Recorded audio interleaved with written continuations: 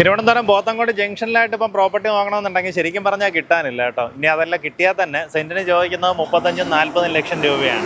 പോത്തങ്കോട് ജംഗ്ഷനിൽ നിന്ന് ഏകദേശം 1 കിലോമീറ്റർ ശ്രീകാര്യം റൂട്ടിലേക്ക് വരുമ്പോൾ നിസാമിയ പബ്ലിക് സ്കൂളിനൊക്കെ തൊട്ടടുത്തായിട്ടാണ് നമുക്കിതായി ഈ കാണുന്ന, അതായത് ഈ പ്രോപ്പർ ജംഗ്ഷനിലായിട്ട് നമ്മുടെ ഈ പ്രോപ്പർട്ടി കാണാൻ സാധിക്കും. ടോട്ടലായിട്ട് 15 സെൻറ്റ് സ്ഥലവും അതിൻ്റെ പിൻവശത്തായിട്ട് 1500 സ്ക്വയർ ഫീറ്റിലുള്ള പൂർണ്ണമായിട്ട് ഇഷ്ടികയിൽ നിർമ്മിച്ച ഒരു വീടടക്കമാണ് വിൽപ്പനയ്ക്കുള്ളത്.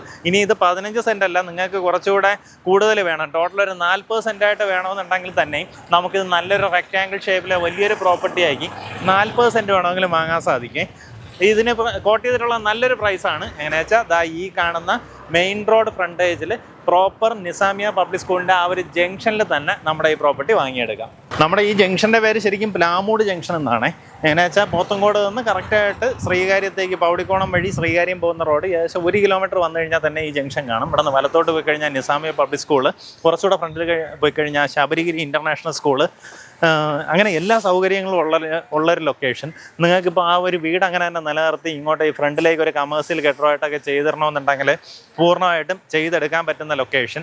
ഇനി അതല്ല വേറെ എന്തെങ്കിലും കമേഴ്സ്യൽ ആക്ടിവിറ്റിയോ ഒരു കിൻഡർ ഗാർഡനോ അങ്ങനെ എന്തും ചെയ്തെടുക്കാൻ പറ്റുന്ന ലൊക്കേഷനാണ്.